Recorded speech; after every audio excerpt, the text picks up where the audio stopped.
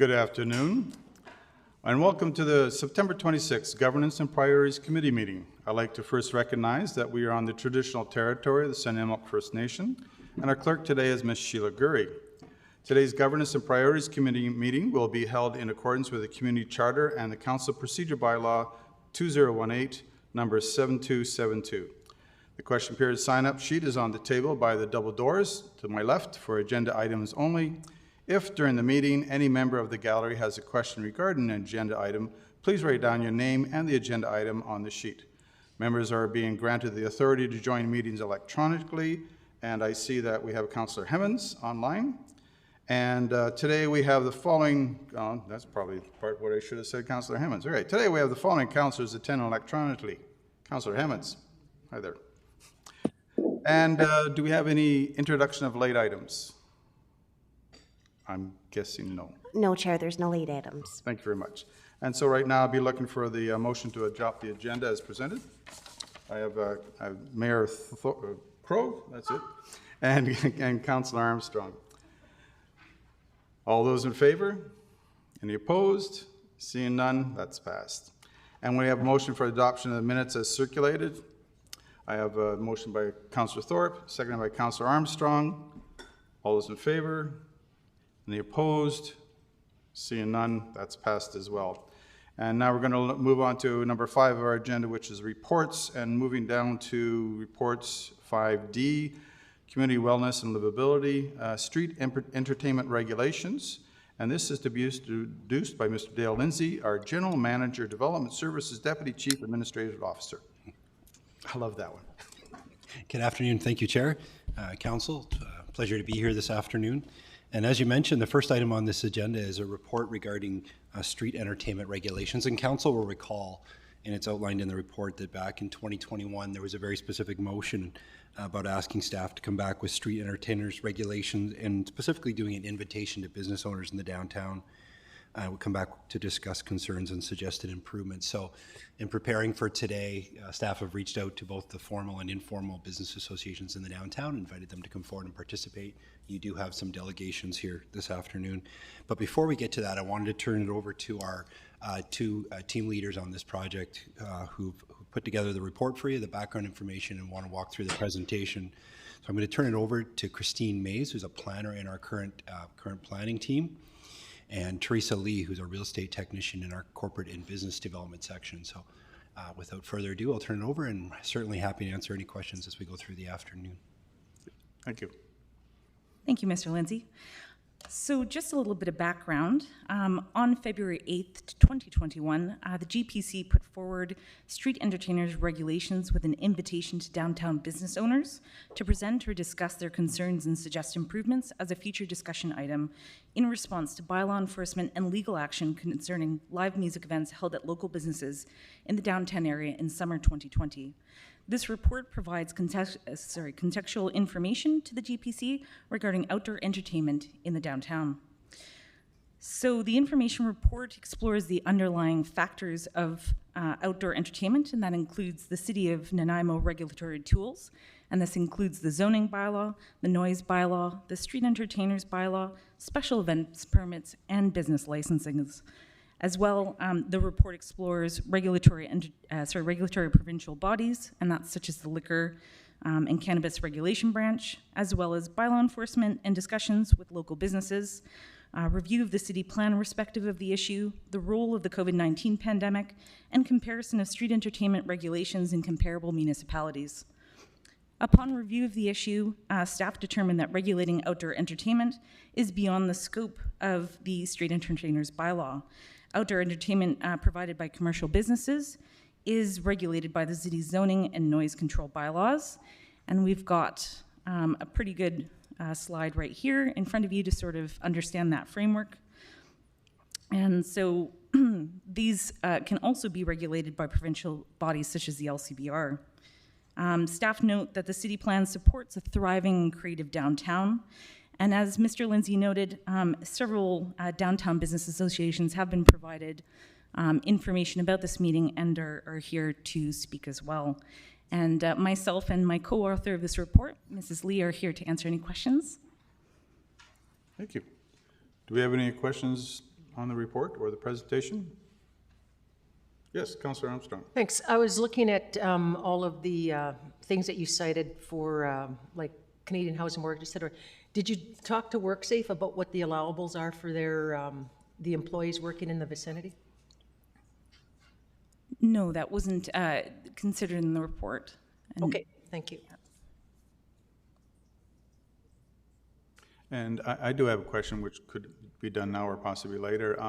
Many of the arts groups in town that do performances had inquired about being able to do events on the streets with amplified music. Is that something that we'll be looking at today on that?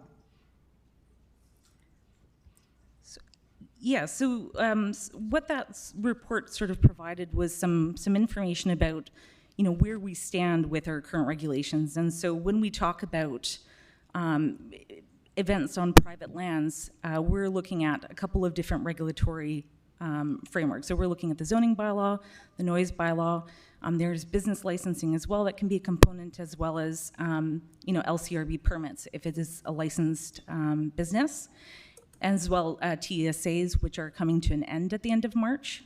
So those are those temporary patios that now have to come through that LCRB process and come before council.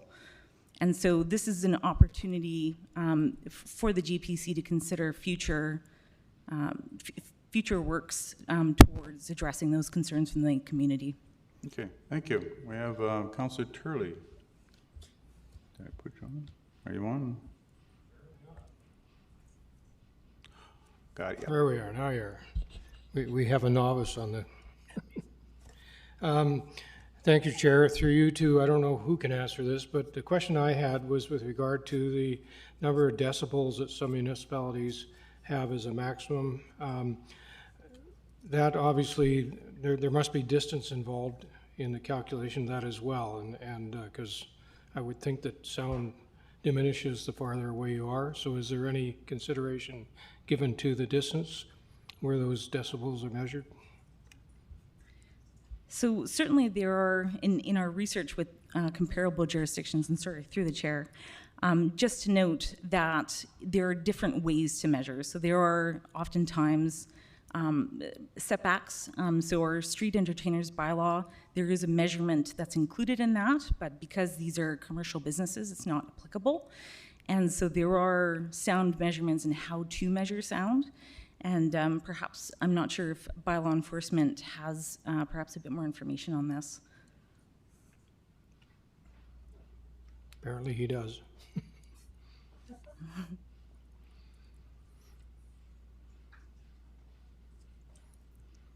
Mr. LaBerge, please. Yes, good afternoon, Chair and Council. As the mayor is a lawyer could probably attend to, we often pass regulatory bylaws. The question is whether they're ever tested in court. Some municipalities do use a framework of noise measurement with decibel levels. I'd like to just kind of give a small analogy to set a little bit of context, and that was in a couple of years ago. You recall loud industrial noises coming from a mill in the Duke Point area. In the efforts to mitigate those sound emissions, an acoustic sound engineering company was hired, and they put sound testing equipment in neighborhoods throughout the community. And the thing about the equipment they had is they could have very specific measurements of decibel levels at different frequencies, so they knew what the noise emissions were from this mill. And as they were looking at the testing sites around the city, what they found was that there would be sound levels of 80 to 90 decibels from that mill, but what they're also finding is that we're overlapping sounds from other industrial sites of sometimes equal or greater intensity dependent on what part of town they were, and these things would change by the day with prevailing weather conditions, et cetera. So I think the point I'm trying to illustrate is when you have the unsophisticated sound measuring equipment that municipalities often use, it just measures the amount of ambient sound that's coming out, but it doesn't really determine where it came from. And if we start measuring sound outside any type of location, an entertainment venue, the question is how much of the sound that you're measuring is coming from that site, how much of it's coming from background industrial sounds, from traffic and everything else. These are things that are very difficult to test in court. So yeah, I think before we'd ever give some advice on amending and creating new bylaws, we'd really want to get some expert opinions on what type of equipment would be capable of doing this type of testing, and whether we could stand tests in court. Follow up? Thank you. No, that's fine. Thanks. Thank you. I have, Councillor Thorpe, you're on. You wanted to? Okay. Thank you, Chair. Through you, thanks, ladies, for the report. I'm pleased to receive this, and I found it quite informative. My question through the Chair is to Mr. LaBerge, if I may. I think I'm correct in saying what we have been hearing most recently are complaints related to decibels and noise levels and so on. But there was a time when Council received many more complaints about bylaw.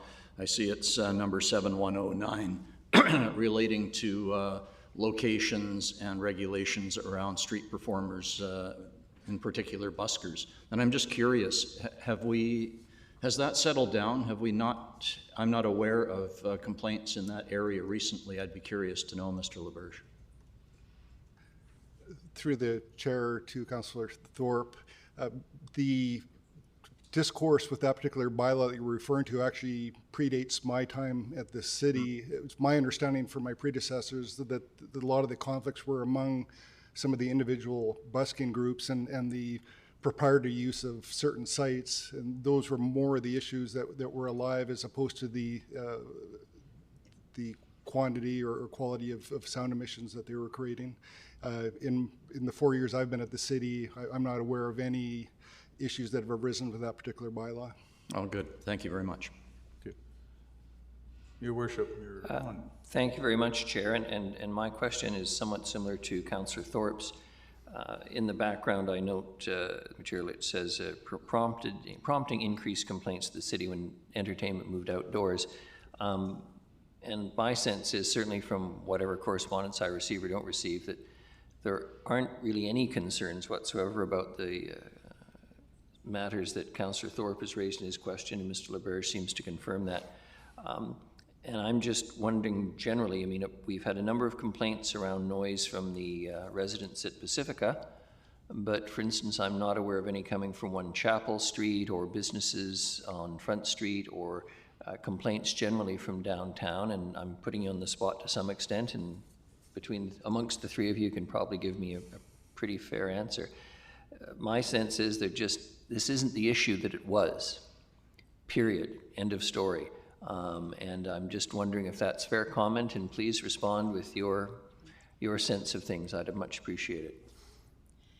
Thank you, Chair, to Mayor Krogh. Part of the spirit of this report was to investigate complaints, and a lot of them were resolved because of COVID ending and the restrictions ending. But we would also like to explore possibly in future, as was part of this request, to enable these types of activities to happen where people could enjoy street entertainment without it being such a problem for neighboring properties. There were, as we know, a few other complaints coming from, there was just a brief one from One Chapel, and then also one from a festival that I believe is held annually, and there were residents of an apartment just off that Victoria Crescent that were having issues with that. And we would like to, just explore as part of this a way to enable this to happen without it being a problem for these residents. I don't see any other. Councillor Armstrong.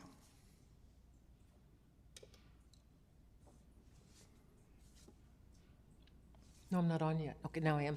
Thank you. I was looking at Halifax. They did, I think their report was over 50-some pages. I was reading that, and they compared to many cities across, and they said Toronto is probably one of the best.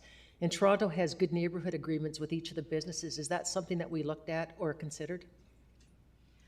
As through the chair to Councillor Armstrong, as part of the liquor primary license, the city does have a good neighbor agreement, and that does ensure that the establishment will oversee the actions of their patrons when they're leaving, especially late at night, so that they're not causing a nuisance, and that they will maintain a level of sound that's not being a nuisance to other businesses and residents, although I'm not sure that there are any certain levels that are noted. It's just more of a general mention of it. Thank you very much. Thank you for that. I think at this time we'll have our delegations up, if that's okay. And first one on our list is Kim Smythe, CEO of the Chamber.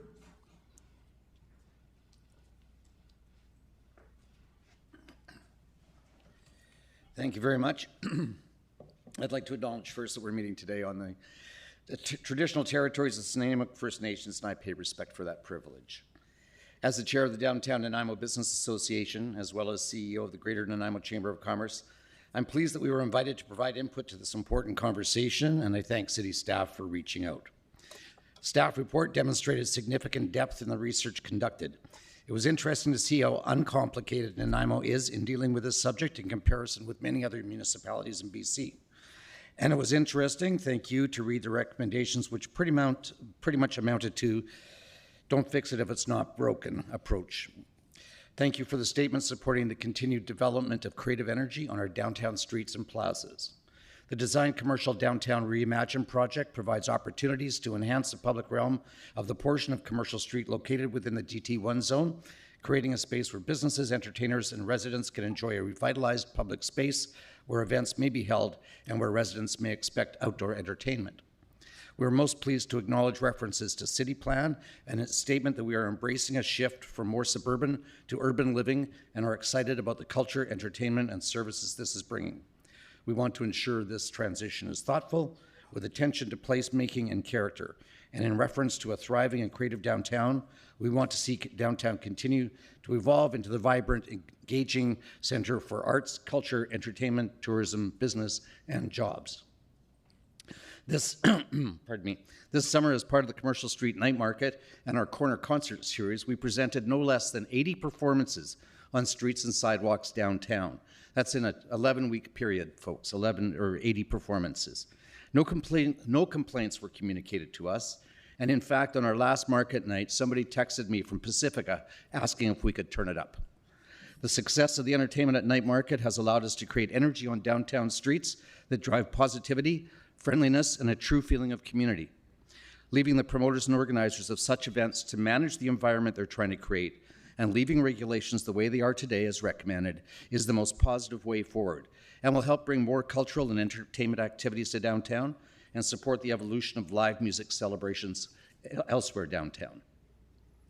Now, as the BIA enters its second year of operations, we'll be taking over management of Diana Krall Plaza, and we'll be actively promoting this area and all of downtown as a center for events by any and all organizations presenting live entertainment in Nanaimo.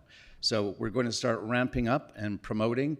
We've created an events kit as part of our downtown Nanaimo BIA package. And we'll be happy to provide that to anybody who wants to create an event downtown, make it super easy for them to do it safely and properly. Following recommendations of this report will help that concept flourish as we continue to revitalize Commercial Street, both physically and culturally. Once again, and I believe I speak on behalf of most other downtown arts and culture promoters. Thank you for reaching out and inviting our participation. It's greatly appreciated by downtown businesses, all members of the Chamber of Commerce, the broader business community, and all of Nanaimo. So thank you. If you have any questions, I'm happy to try to answer them. I think you're getting off scot-free on this one. Not quite. Awesome. Thank you. Not quite. Oh, sorry. Nice try. Yeah. They're just a little slow in the draw. Councillor Thorpe. Thank you very much, Chair. You got me on first. No. Oh, man. Hang on a second. You're on. There we go. Thank you. Thanks, Chair. That's good. Through you to Mr. Smythe. Thanks, Mr. Smythe, very much. We're used to seeing you here representing the Chamber of Commerce, of course, but glad to hear that you're heavily involved as head of the DNBIA, the reformed DNBIA. And not a question, but just a suggestion. Perhaps after the installation of the incoming new council, it might be worthwhile to have a short presentation from the DNBIA just to fill the councillors in on what it is, who's on it, and what it does. It's something that's been very valuable, and we're certainly glad that it's being reformed. Thank you. We're planning exactly that after the swearing in of new council. Thank you, Councillor Thorpe. Am I good? Councillor Bonner? Councillor Turley. No, you're not done yet, sir. Okay. Thanks, Chair. Through you to Mr. Smythe. So just a quick question. One of the issues that happened 2 years ago, I guess, with the issues over a certain business, they eventually decided to do some testing on their own to make sure that the volume wasn't excessive, as apparently it was. So for the events downtown, did you do any of that type of testing prior to, or just assume that the volume would be not overwhelming? We were involved on the fringe of the investigation that was done by the Port Theatre on the sound issues there, transmitting sound from outdoors to indoors. So we're very conscious of what all of those measurements were and what the effects were there. I did do some DB checks during our startup, and opening night and closing night were both louder than any of the other 11 nights of the year. But it would have been we would have reacted on a complaint-driven process, and everybody downtown seemed to be enjoying themselves in spite of a couple of loud acts that we had. Tropic Mayhem in the beginning, or a three-piece rock band basically, and then Funkanometry at the end, who by virtue of their performances play loud music. Perfect. Thank you. Thank you.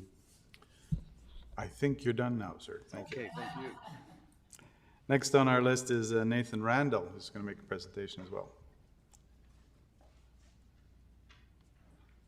Good afternoon, Mayor, Chair, Council. Thank you so much for having me.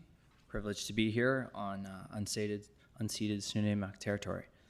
My name is Nathan Randall. I am the owner of Sound Heritage, which is a music and stereo retail business located at 33 Victoria Crescent in downtown Nanaimo. I am an associate of Kevin Shaw and Dave Lawrence of the Victoria Crescent Association, and am aware of their history of organizing successful community events on Victoria Crescent, as well as their advocacy for downtown safety.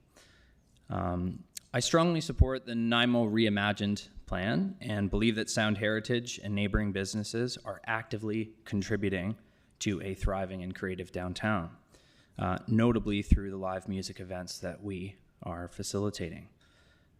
I have also reviewed and support the plan's policies, notably C457 and C555, which refer in part to the role of live music in creating a thriving, vibrant downtown Nanaimo. As a business owner and leaseholder occupying heritage buildings, I see a unique opportunity to raise awareness and pride in Nanaimo's heritage through music, art, and culture. And I believe that the indoor and outdoor properties that I currently occupy are well positioned to facilitate this, notably through the Backyard, which is located behind Sound Heritage, and which annually hosts Backyard Fest, which is a 2-day community music festival that honors Nanaimo's musical talents of past and present. There exist few safe, secure, family-friendly outdoor spaces for music, arts, and culture in the downtown area, and I'm actively investing in and pursuing grant opportunities to improve the Backyard to be such a space for this community.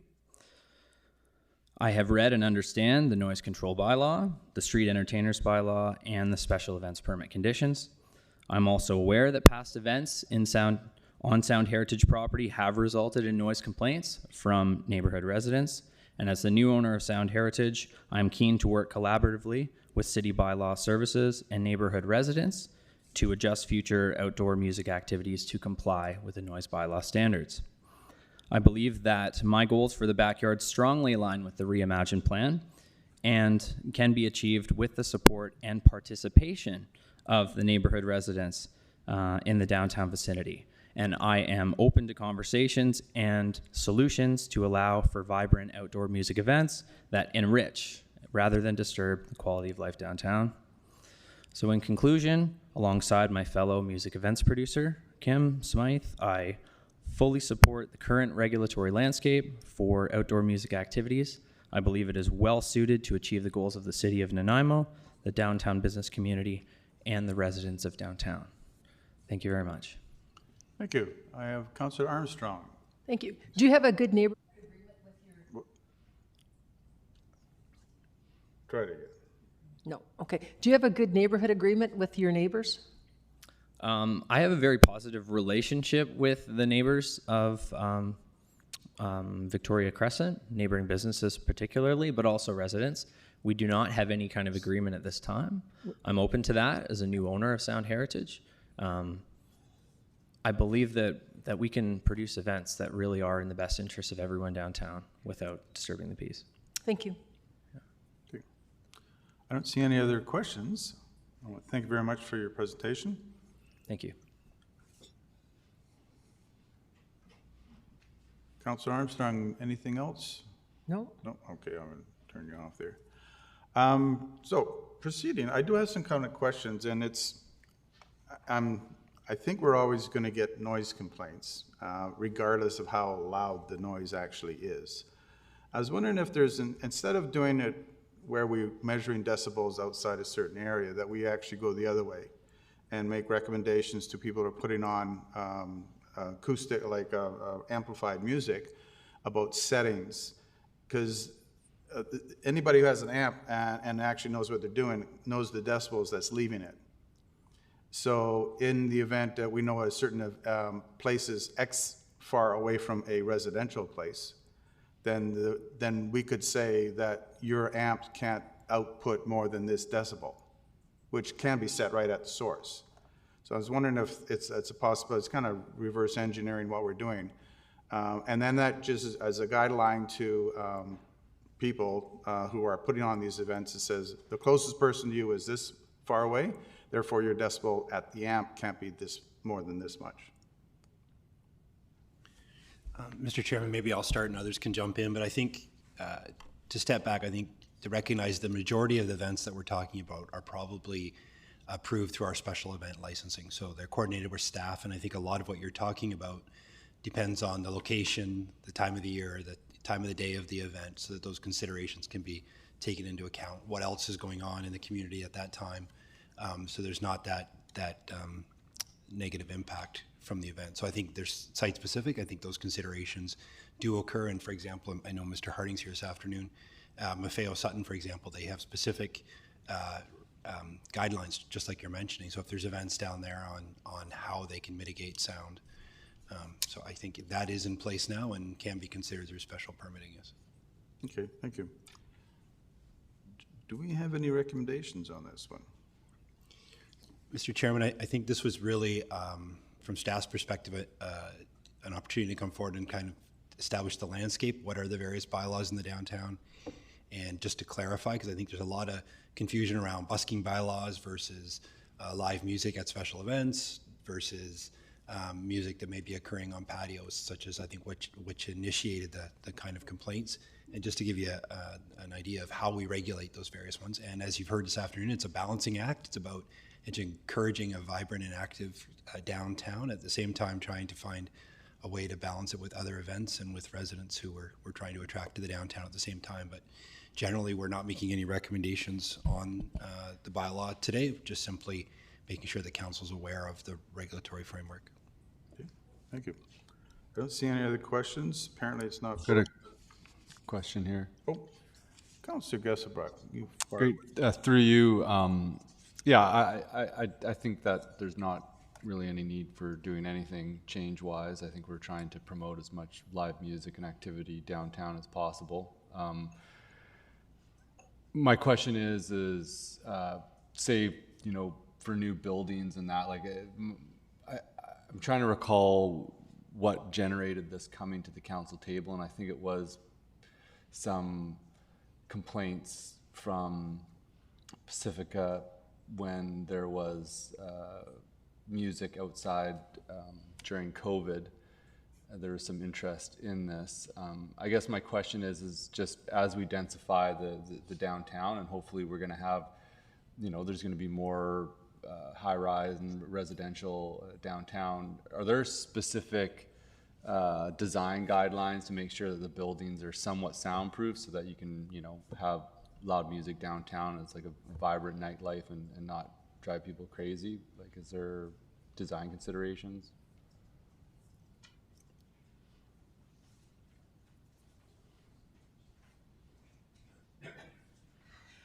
Thank you. Through the chair, just to speak to the design guidelines. So certainly noise is always a consideration, generally speaking. So trying to ensure that there is adequate separation and design from the residential to commercial component, perhaps thinking about orientation of balconies if there's opportunity, but generally the noise would be managed through our noise control bylaw from an operational standpoint. The building form and character, there are some considerations, but they'd be more again to ensure that there's privacy, try and minimize overlook, and separating uses from a land use conflict perspective. Sorry, through the chair, if I might add just a little bit to contextually.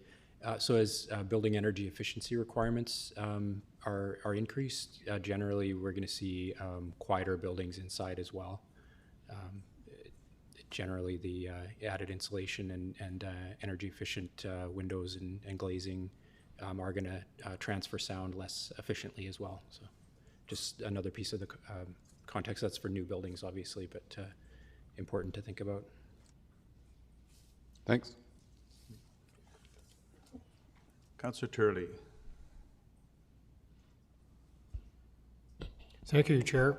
I think this whole, I was the councillor that brought forward this concern, and I think Mr. Moss, hopefully everybody saw his list and particularly his suggestions for the future. I think the ones that struck home for me are number 6 and number 7. Number 6 reads, while sound levels are difficult to measure and quantify, we believe that with the help of a qualified sound technician, guidelines can be established. And number 7, with sound level guidelines in place, sponsoring businesses could retain qualified sound technicians to provide advice to the performers and to judge the sound levels of the neighborhood during the performance. And I think the fact that the business that was concerned over this whole thing eventually did that, and that seemed to cause the issue to disappear. So if we do nothing else, then I would suggest that in the guidelines to the sound bylaws for people wanting to have street entertainers, that should be worded in there so that they have the opportunity to do that. Only my suggestion. Thank you, Councillor Turley. Next, we have Councillor Armstrong. Thank you. I was just going to say, I think one of the issues why we get it from Front Street is because of the way it's positioned. I think most of the music, and please correct me if I'm wrong, Mr. LaBerge, the music will go to the east. So I think when the new builds come, I don't think it will be as big of an issue because the way the stage is situated, the music is going out that direction. So I'm hoping that's the case. Anybody can comment on that?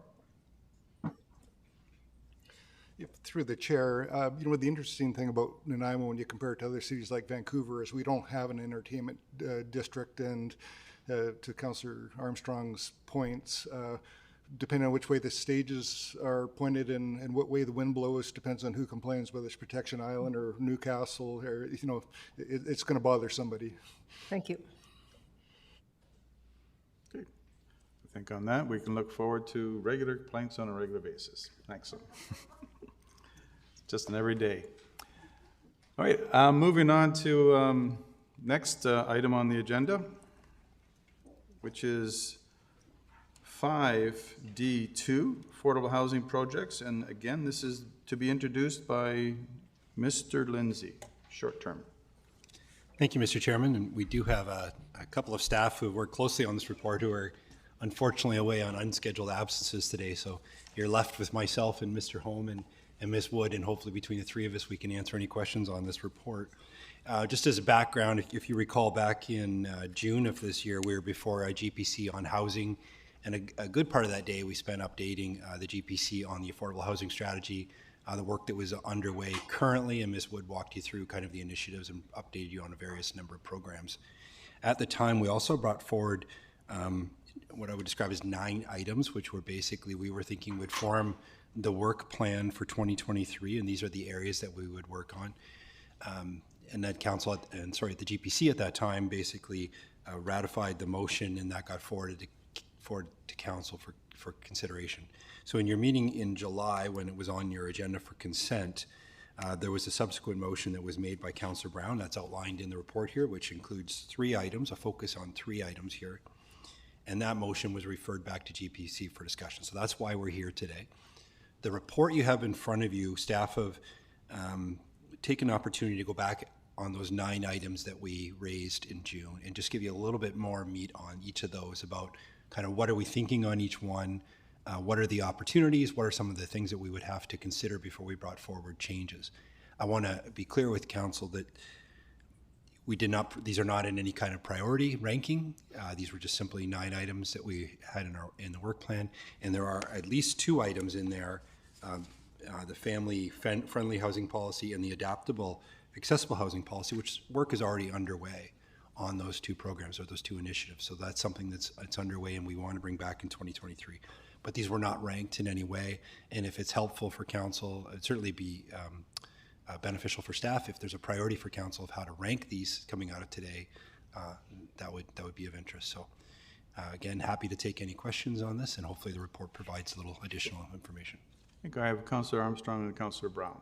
Thank you. My question is going to number C, which is the assess sites for affordable and supportive housing.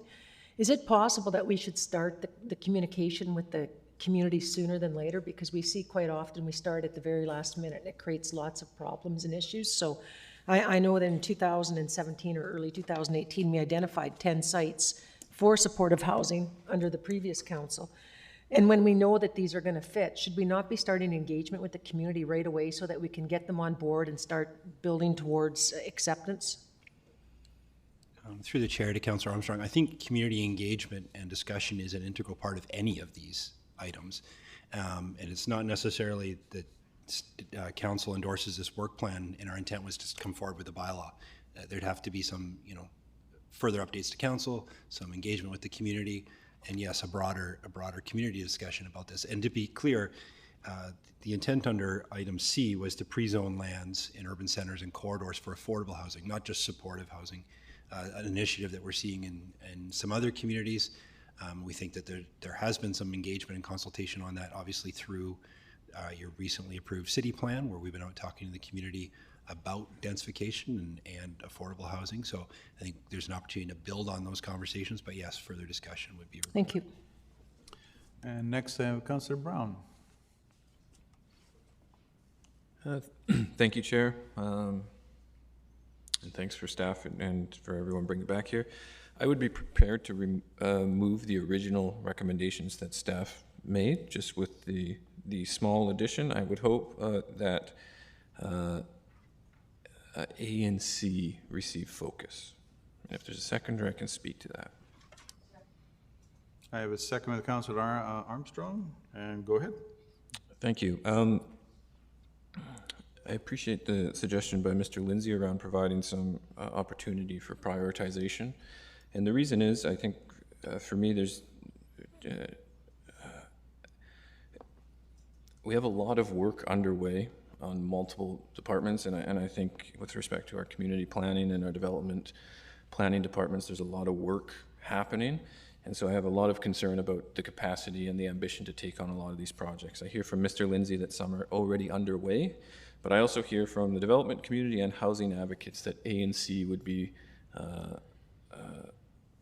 items that are very important to them as well with respect to increasing housing supply. So I see an opportunity here to have my concerns addressed, but I also acknowledge the work plan articulated by staff, and so that would provide me the comfort to proceed in hopes that some of that work would, or help ensure that some of that work would be done in a timely manner. Thank you. And I have next here Councillor Turley on the motion. I don't know if it's on the motion or not. It's to do with item E. I'm sorry, what was that? It's to do with, I have a concern about item E in the list. Okay, fire So away. is it, okay, I can go ahead, thank you. My concern about that is, of course, this is to do with tenant relocation. And I'm having trouble getting my head around the fact that this is not something the tenancy branch provincially would be dealing with. And I don't know why we're considering going down the road of helping them out, and of course us having to fund this process when it should be funded, in my opinion, by the provincial government. Mr. Lindsay. Through the chair to Councillor Turley, I think having this in the work plan allows staff to go away and come back to you with a report and seek council's direction, but that might be the outcome of this work, is to come back and look at what does the province require, what are other municipalities requiring, what are some samples of this type of work that's going on elsewhere. In the end of the day, the decision by council may be that you'll leave it to the tenancy branch and that we're not going to have a policy for Nanaimo. But this does come out of, I believe this is in the affordable housing strategy, this initiative. So we do think it's something that's worth putting on the radar, having that discussion and getting a final decision on. Thank you.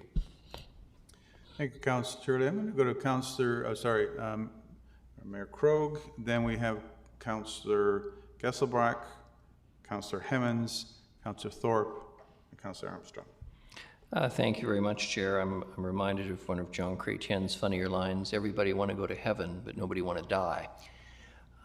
Everybody wants to solve the housing problems in our community, but nobody wants to be the neighborhood or the area where it actually happens. And so I'm supportive of Councillor Brown's motion. I think it places the appropriate emphasis on things. I appreciate what Councillor Turley has to say about relocation plans. I think it sends a bit of a concern into the business community. I get that. But sadly, on the other hand, we are not seeing any new manufactured home parks developed within city boundaries. That is a reality of the cost of land. And so that concern for me is not strong. If this was a proposal before the regional district, obviously I think you'd have to be more cautious on a political side of the impact on the investment for those potential purposes.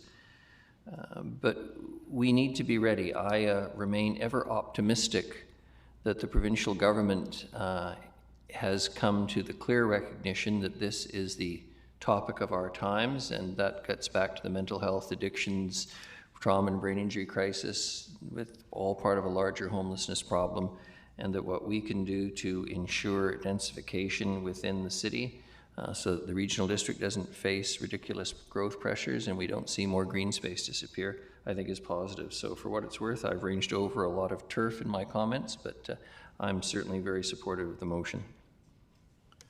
Thank you. And Councillor Gesselbrack.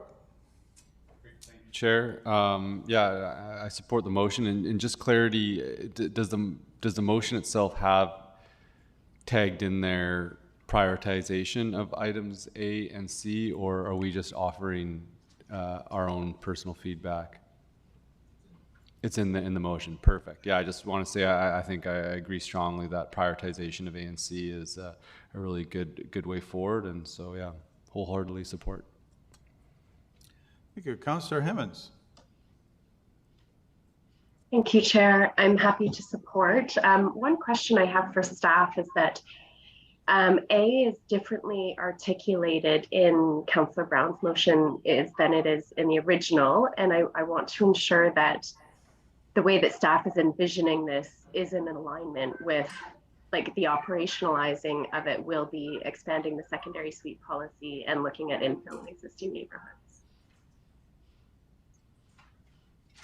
Just for clarification, Chair, before staff and/or Councillor Brown respond to that, for clarification, Councillor Brown has moved staff's original recommendation from the GPC and added prioritization be given to items A and C.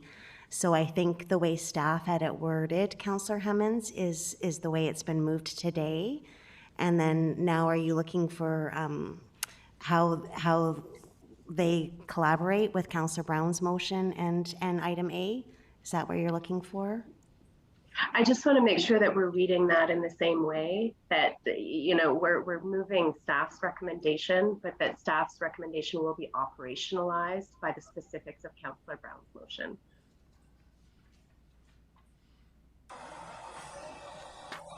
I'm through the chair to Councillor Hemmens. I'm not sure I have a great answer for you. But if your question is, staff's original motion, I'm just looking back at the June report, talked about explore and support, where the July 18th recommendation from Councillor Brown was more specific. It said expand, so more action oriented. So if that's your question, if staff understand from this that the intent is to take more specific action, yes, we do. And I think we've tried to capture that. Excuse me. We've tried to capture that in the in staff's report about what kind of next steps here. What are those action items that we would want to take? Okay, thank you. And I next have Councillor Thorpe. Thank you, Chair. Through you to the motion. I'm really of mixed feelings on this. I first of all totally support the 9 items suggested by staff as proposed projects to promote affordable housing in Nanaimo. I don't have a concern about letter E about relocation plans because of the answer given by Mr. Lindsay to Councillor Turley a few minutes ago. But I really question whether I support prioritizing A and C. I recognize that those are both top of mind projects across the city, but I look at the other proposed projects and I'm not convinced that they're not equally important. Letter B, supporting implementation of our affordable housing strategy. How is that any less important? Supporting of multi-family sized units near schools. We recognize the need for family accommodation. Accessible units on the ground floor, certainly important. Innovative forms of home ownership or rent, absolutely important to look at. So to me, all of these things are very worthwhile and valuable types of projects, and it seems to me we'd be better served to keep them all in our frame of reference equally and pursue them as opportunities arise. So I'm not convinced that I support just prioritizing A and C when the others, to me, given an individual circumstance, might be more achievable and in fact more important. Thank you. Thank you, Councillor Thorpe. Councillor Armstrong. Thank you. Again, I'm going to speak to C, where we talk about meet the needs of the target population. I would really like us to look with BC Housing to explore bringing in what I call phase 2 housing, because we know we have lots of people in supportive housing units that don't need 24/7 supports anymore. So they're taking up valuable space that people that need it could move. So I would like to see us be pushing BC Housing to build sites that can take those people that are ready to move to the next phase. And the reason I am supporting this is one of the main reasons is for C, is that we know that grants come up and they come up fast. So if we're prepared to have those sites ready, we're going to have a better opportunity to get those dollars. So for me, that's a very important thing to do, because I appreciate what Councillor Thorpe is saying, but many of those other opportunities, you're not getting grants from the feds or the province to do it. So I think it's really important that C is ready to go, because then we can take advantage of the dollars as they come. So, and as for A, I think that just, it's going to be done for all of the areas anyhow, no matter which type of housing you want. So I'm in support of the motion as read. Thank you. Thank you, Councillor Armstrong. I have Councillor Martman. Councillor, oh.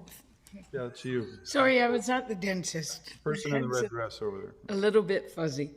I just want to say I support the motion, but in reference to Councillor Thorpe's, I understand that all of these have weight, but I think what staff is looking for is direction as to what, we can't do everything, so we need to focus in, and that's why I think A and C are actually very viable.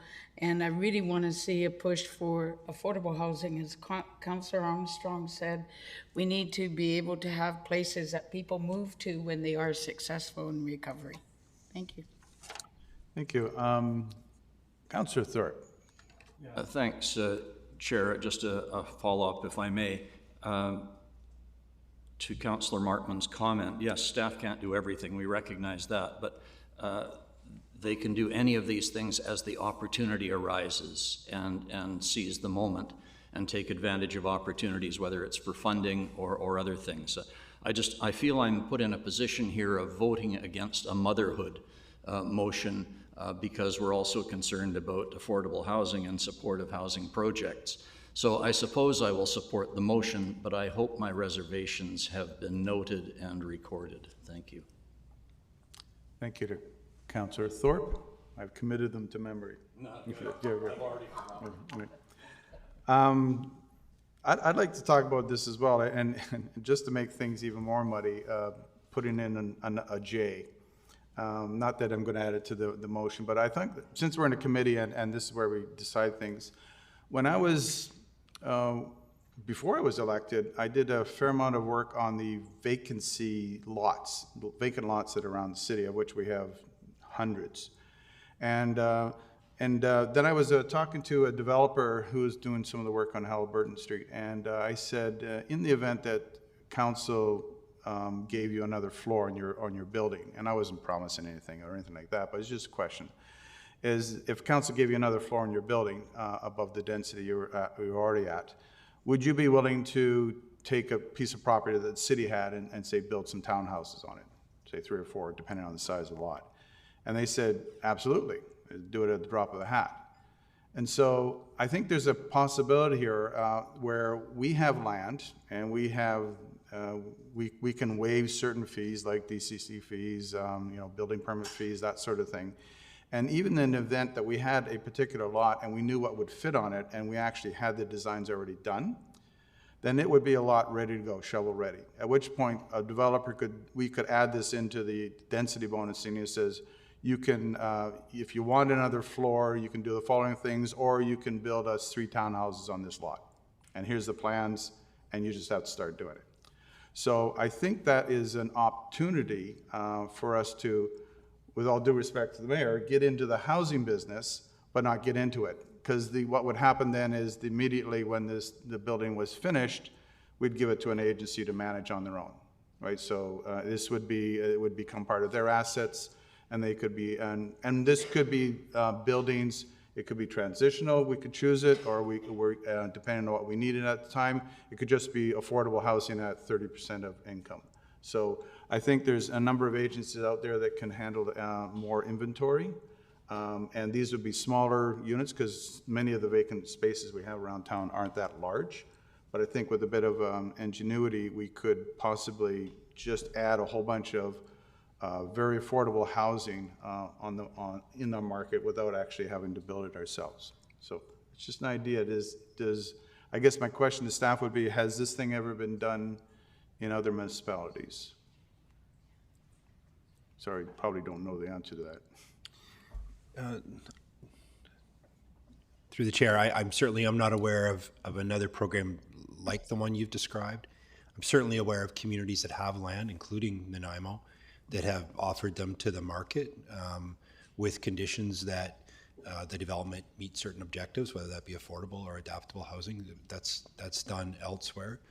And there certainly are communities that are, I would say, have a greater opportunity for something like that have a lot of land. Nanaimo's relatively land poor when it comes to, I think council's well aware of that, but we do not have a lot of sites necessarily that are appropriate for housing. We have a few, and we have some good examples where we have either worked with societies or nonprofits to bring forward affordable housing. You've got examples throughout the community that I could cite, but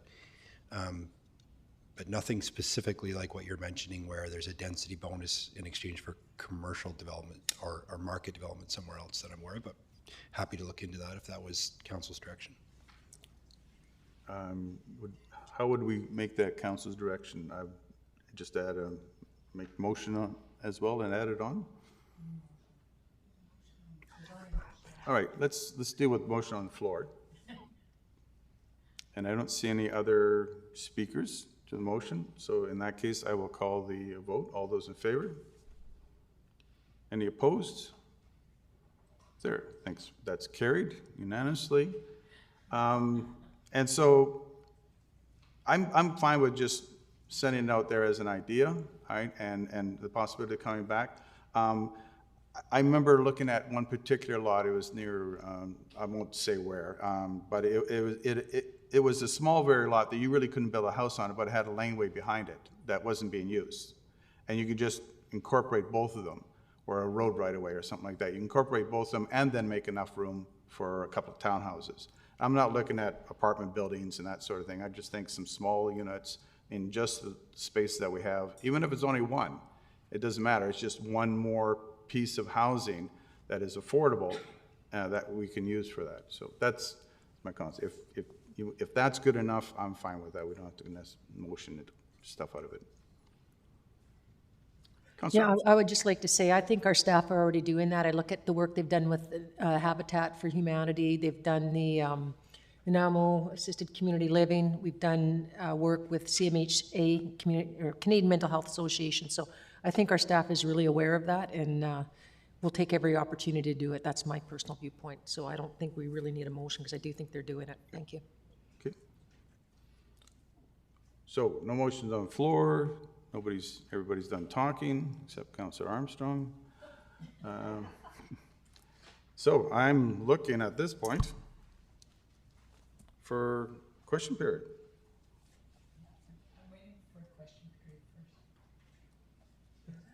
We have no question period. So I'm looking for a motion to adjourn. Anybody? Oh, Councillor Martman. Second by Councillor Armstrong. Okay, all those in favor? Any opposed? Thank you very much, everybody, and we shall see you next meeting. Thanks for chairing, Don. You're welcome.